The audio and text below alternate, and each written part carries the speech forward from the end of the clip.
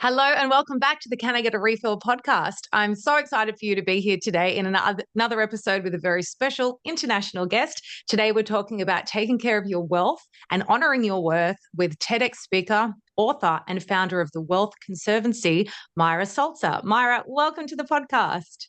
Thank you. I'm so thrilled to be here, Steph. Yeah, I'm so glad to have you. I've been reading up on you a little bit, and I've actually heard a recent another podcast you did, and you have so much knowledge. And I've been on a little bit of a financial literacy journey in recent years, so it's really Oh, great to good. talk to. Even my husband said to me last night, "You're learning so much, even just for yourself with this podcast." I said, "I am this year. I've honestly learned so much and read so many books from my guests that." I feel like it's more that I'm educating myself as well and just taking along the listeners for the journey. So I'm really grateful to have you here. And may I ask you, before we dive into all the juicy stuff, did little birdie tell me that you might be doing tap dance lessons? Is that true? You weren't I expecting that. was doing that. Yes. It's Yes. Tell so me about fun. that. Do you And enjoy it?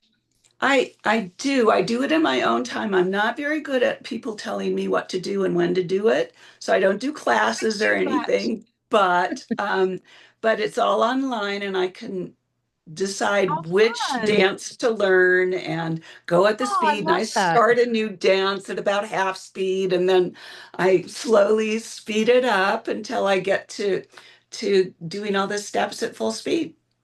I really like that. I actually haven't heard of that more sort of controlled online learning. So you're going at your own pace. I really like that because if you're doing something new, it can be a bit daunting. And when you're Yeah, doing things like that, it's not about being brilliant at it. It's about having an outlet. Like you need to yeah. play. You need to do something that's a hobby to just, give you an interest.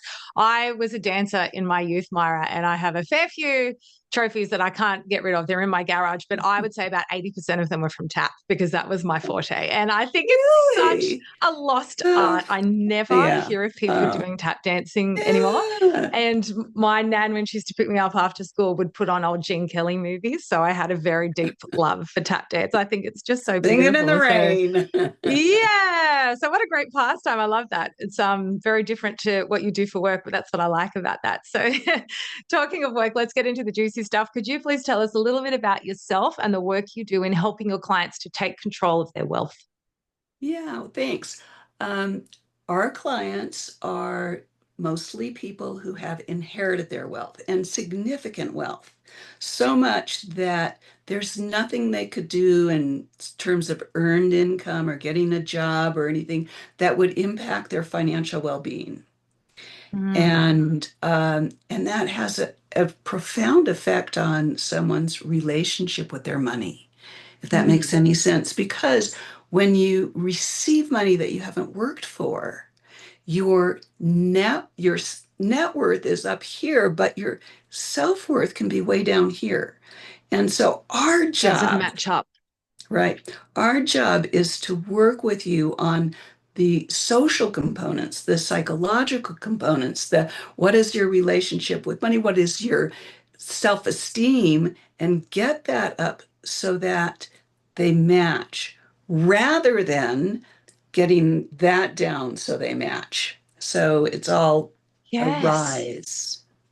That makes so much sense. And I think if you're, this is my view of it, if you're someone who's never been around wealth, it's very hard to have that relationship with it or have a sense of feeling worthy of it. And I know that there's a lot of people that when they get money, they have this sense of, I have to spend it to get rid of it because I'm uncomfortable with it, just because you don't have uh, you're not familiar with being around it. So that makes sense to enter you would need someone like that to get you. And I always think that finance, I talk a lot about manifestation and a lot of the two big areas of finance and romantic relationships, but I always say that both of them come down to self-worth and people not feeling worthy of them. Is that something that you find in your work?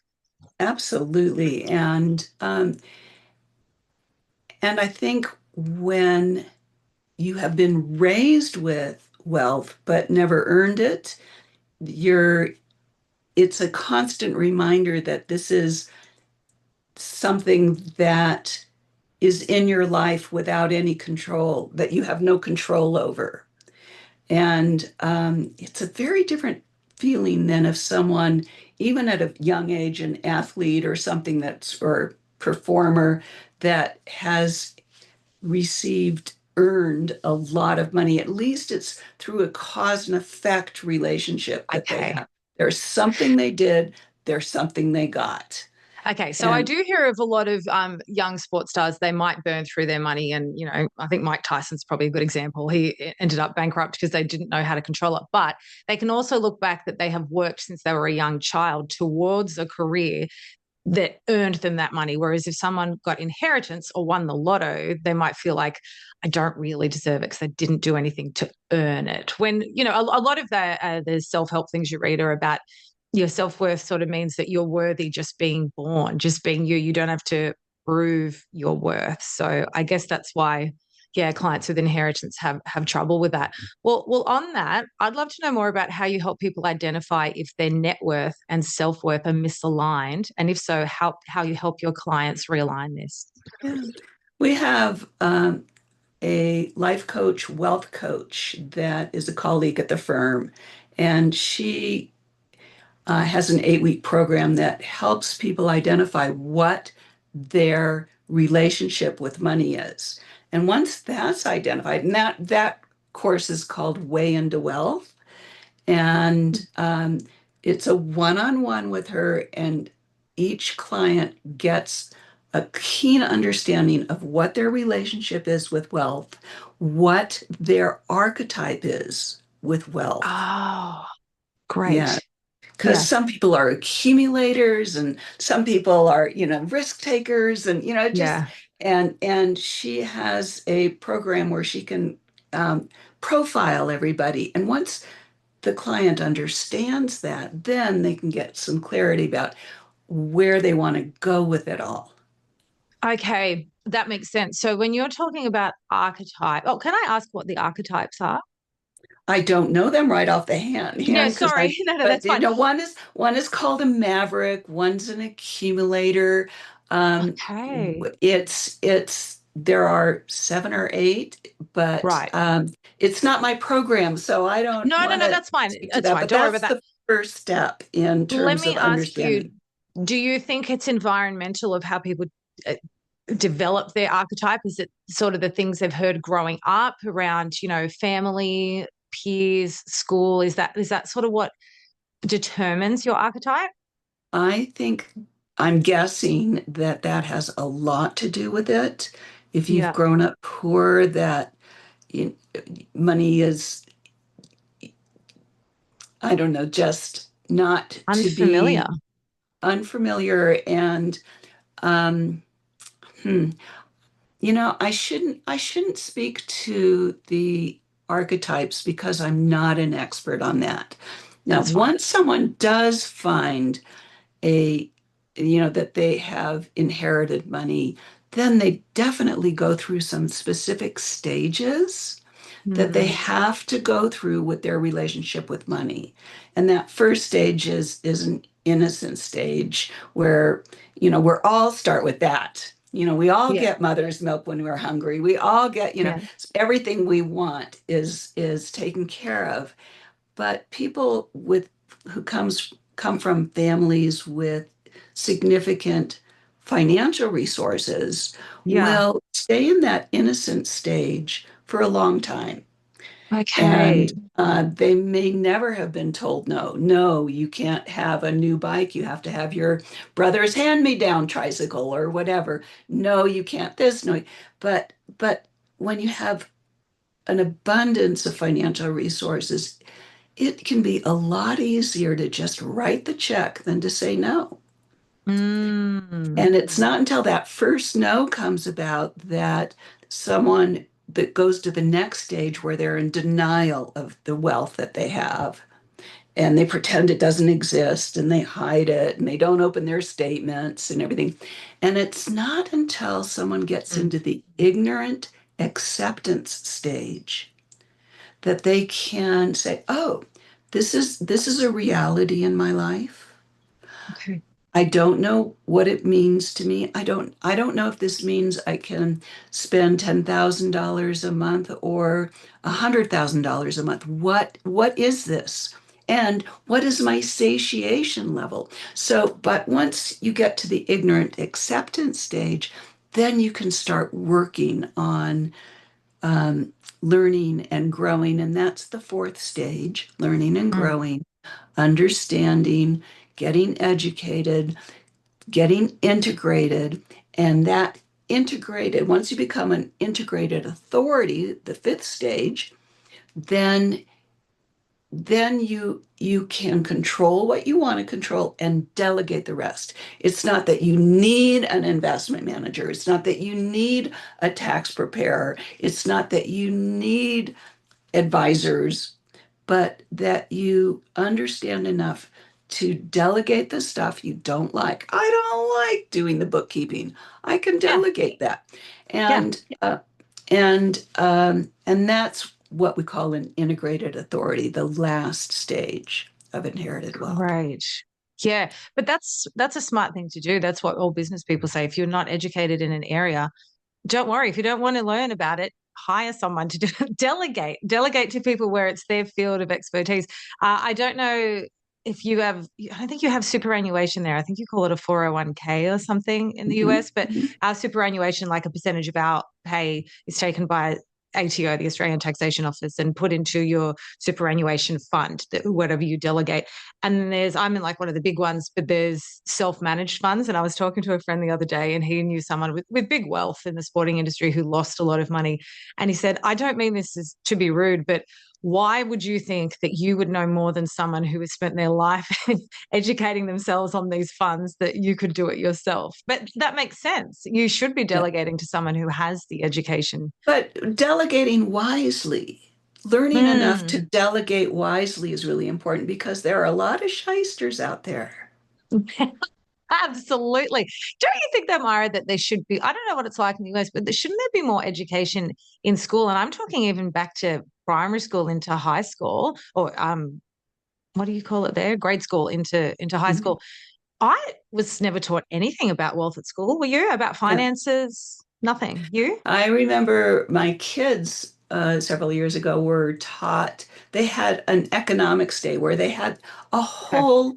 whole village where, there was they had their own stores and they started with a certain amount of money and they Oh, could, I like that. sell. And I mean, it was just, and that was about it for education. Yeah, not And a it was lot. more entrepreneurial than it was budgeting or um, Yeah.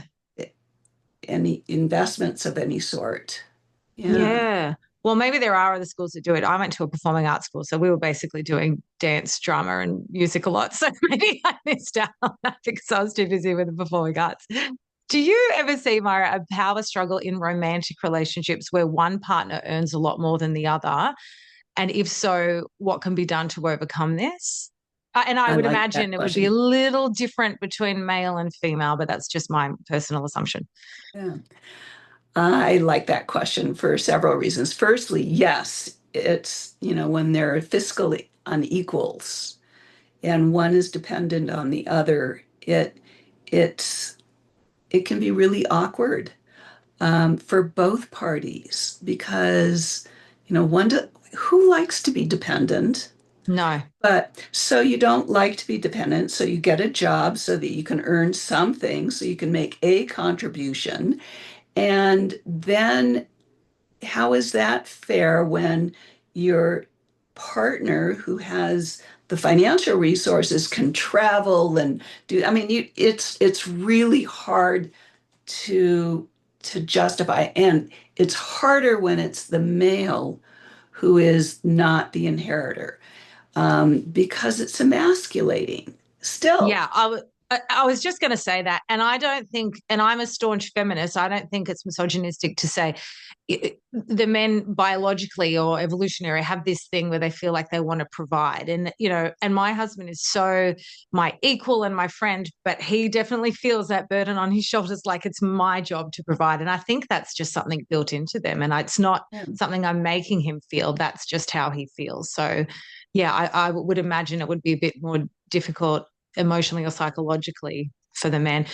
Funnily enough, the fastest growing homeless rate in Australia is women over 55. And they believe the reason for this is that I saw a really, really upsetting documentary where so many of them would be married for decades and years ago, especially stopped work to take care of the home, raise the children, which I am realizing now is a full-time job in itself. These children, you can't just look after them for a few hours. It's Right. 24/7 care. Yeah.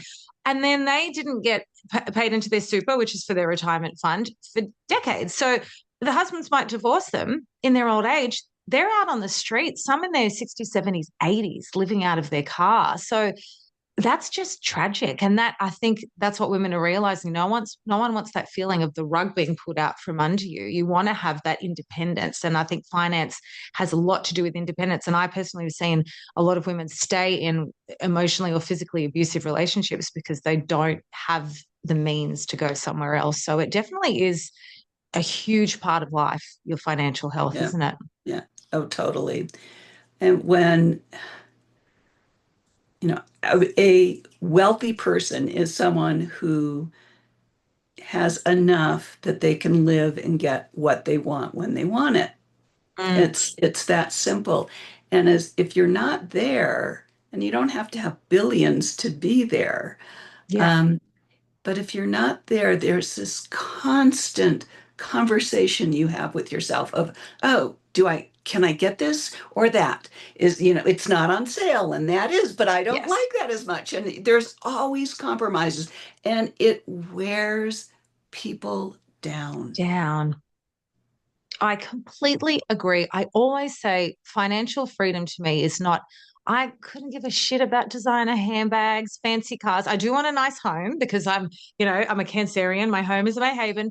But I always say to me, financial freedom is to say, if someone invites me to a restaurant, I say, yes, I can eat there without checking. No, I have to wait till next pay because I just want to be able to say yes to opportunities and not think, can I get that? Can I buy that for my son? No, I better wait till next pay. It does. It makes you feel not in control.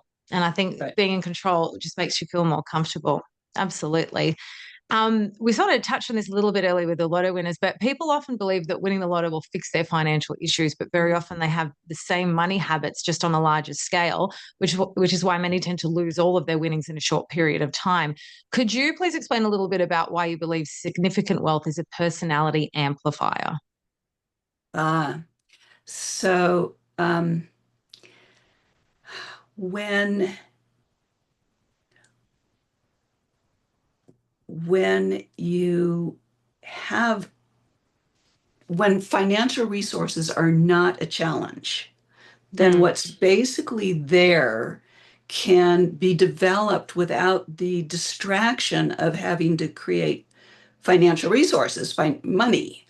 mm, And so you can really focus on what is your natural inclination. If you tend to be a philanthropist, you can be a great philanthropist. If you tend to be an entrepreneur, you can be a great entrepreneur. If you tend to be a hypochondriac, you can be a great hypochondriac. And yeah. so you get real amplified personalities. So I know you said you were a dancer before. And you Mm, probably had to make a lot of sacrifices in order to dance, to pay yeah. for the lessons, to Mm, travel, to perform and mm, everything. But when someone has the financial resources that it's a non-issue and the chauffeur can take them to the classes and you can do or have private mm. tutor or travel the world for competitions or whatever, It removes then obstacles, money. it removes obstacles and allows one to just focus and be their natural selves. And so that's how we get the amplified personalities. Right. I sort of think of money as like alcohol. It doesn't make you bad or good. It just amplifies who you already are. It Hmm. just Hmm. hones in on it. Yeah. You work with many people who have come across their wealth via inheritance, divorced, or widowhood. What is the best advice you can give for those to ease into their new financial situation? Stop. Just stop. Don't do anything unless you have to. If you can put off making decisions, especially irrevocable decisions, for a period of time till you get your footing understand what you have.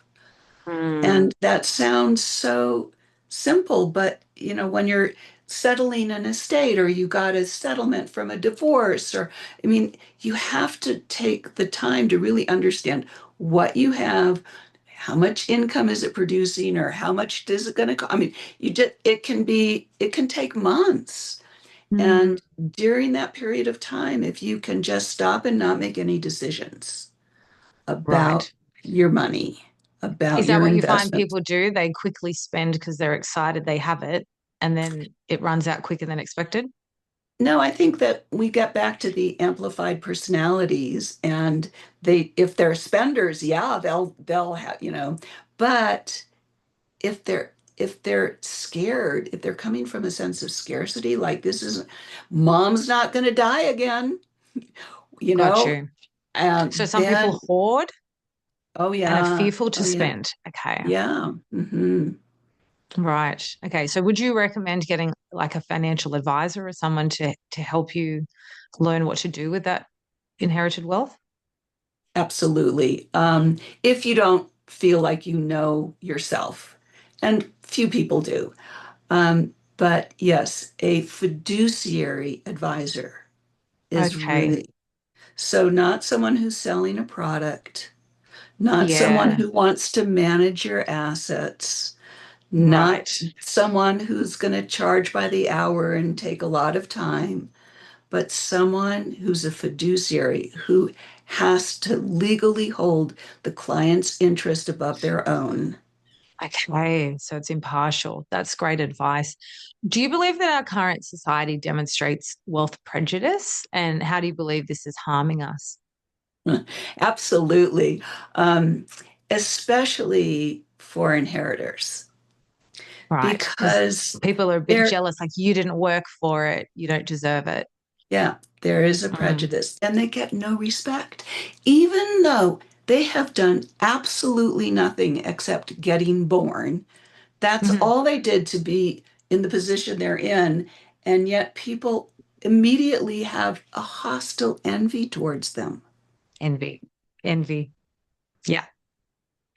I just I'm just happy for people when they do well. I never get that Yeah, jealous thing like you don't deserve it. I'm just always like, good for you. Like yeah, yeah, Louise Hay always says that when you see wealth, you should say, good for you. And that's for me. Like yeah, that, yeah. I look forward to That, being in that position. Any sort of envy just puts out a very yucky energy, doesn't it? Yeah. yeah.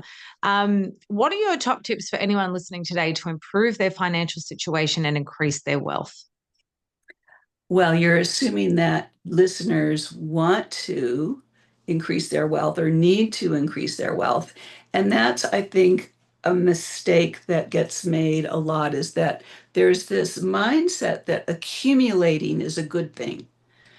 Okay. And that's not necessarily the case. Sometimes giving it away now, whether it's philanthropically or to people, your kids who at a stage where they need it, Mm, or it doesn't have to be that you're better off by accumulating, by growing your assets. So I think okay. that mindset needs to shift and getting a perspective. Now, a lot of people, it does mean that, Yeah. and but it's not categorically absolute 100% should be accumulating and investing well and growing their assets. Okay, that's not what I hear. I feel like there is a lot of scarcity around where I live. And there's a lot of people that own homes, but the property prices in Sydney where I live have grown not in line with the salaries are increasing like that and the property's increasing like that. So what used to be a $500,000 home, I'm looking at median prices in my area that are $3 to $4 million homes, and some of them don't even have an ensuite or a pool. They're just average looking homes. So Yeah. what I'm seeing is unless people have uh, either got that inherited wealth or have made really good decisions, people are living scarcely paycheck to paycheck and feeling a lot of financial scarcity and fear, which is affecting other areas of their life, like their health and their relationships. Yes. Yeah, and that's a horrible way to live paycheck to paycheck and Yeah. hope that you don't get a flat tire or just Yeah. Yeah. I mean it's And you just will because you're focusing on it. That's what I find. Yeah. yes, yes, exactly. Mm. So that demographic, yes, accumulating is is probably not the first step. It's probably getting out of debt first. That's Yes. most important. I hear that a lot in finance books. Do that first and look at them and maybe pay off the one with a higher interest first, or there's all different methods. But Exactly. that I many years ago was in, I'm talking enormous tens of thousands of dollars of debt. I was in just average salaries, and it's not even funny how just all of a sudden the debt came upon you. I wouldn't even say there were any big purchases. I was just living Yeah. beyond my means. And all of a sudden, and I used to have nightmares of tsunamis all the time. And and it stopped when I got out of debt because I truly felt like I was completely out of control, like I was being swallowed up whole. Mhm. And, I ended up for 1 year working 3 jobs, but I sat down and looked at what I could do. I ended up, you know, combining them all into one debt, paying that off, being completely debt free. I'm now rent vesting, owning, renting where I want to live, and owning investment properties to build the wealth. And I can't even like believe how quickly I got out of it when I was in that bad situation for so long. But it was really, I think I was terrified to look at my financial situation because it just terrified me. And once I did, and take a breath and take a beat, I was able to make those decisions to claw my way out of it. But I would agree with you, getting Good out for of debt you. needs to be the first place. Good for you. I mean, really Thank pat you. yourself on the back. I do Seriously. frequently. Yeah. Yeah, that's remarkable and inspiring.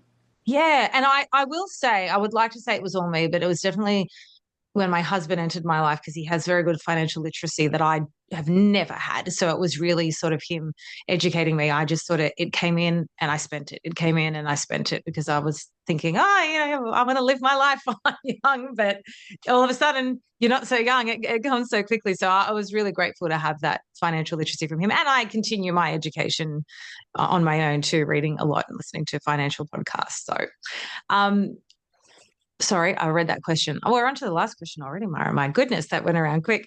You've had a very impressive career and seem to value a very simple lifestyle in your personal life. If you met your 18-year-old self today, what would you tell her? Ooh. Um, Could be finance related, not finance yeah, yeah, related. yeah. I, boy, I would think that the question is leading one to say, what mistakes have you made? Or what did you do when you were 18 that you wish you hadn't done? And while I didn't travel a lot and I didn't, do a lot of the experience. I went straight from high school to college. I was a chemical engineer and I worked and you know, I probably would do it again because it's what I needed to do to be financially secure. And when it when I was there and learned I am a terrible corporate employee and I hear that. I am not employable, then that's when I started the Wealth Conservancy. Wow. I like that so much, that answer. I feel like you caught me out there because you're like, it sort of does reflect people's mistakes. And I really like how you're saying none. There were no mistakes. I like that Oh, so I made much. mistakes. But Don't you get do me them wrong. again. You do Yeah, them again, right? yeah, Because of the direction it took you. So I think you're saying you very much enjoy the place and time of your life that you're in now. Would you say? yeah. I am a very happy camper. I love that so much. And I can see I'm getting that from you even through the screen that you're very confident and comfortable in your own skin. And I think that's so lovely for women to hear too, having that just comfortability and love for yourself, but also taking control of your finances. I think it's just a great example to set for younger women. So I appreciate that so much. Thank you. Well, thank Thank you you. for this time. You had great questions Oh, and good. you're a good listener, Oh, which thank you. is lovely. I don't hear that often, Mara. You're quite the opposite. So I appreciate that. No, thank you so much for sharing your wisdom with us and for being a part of the podcast. And everyone, I hope you got a lot out of this. If you could please leave a review if you enjoyed it, and please do something in the next week to fill up your cup.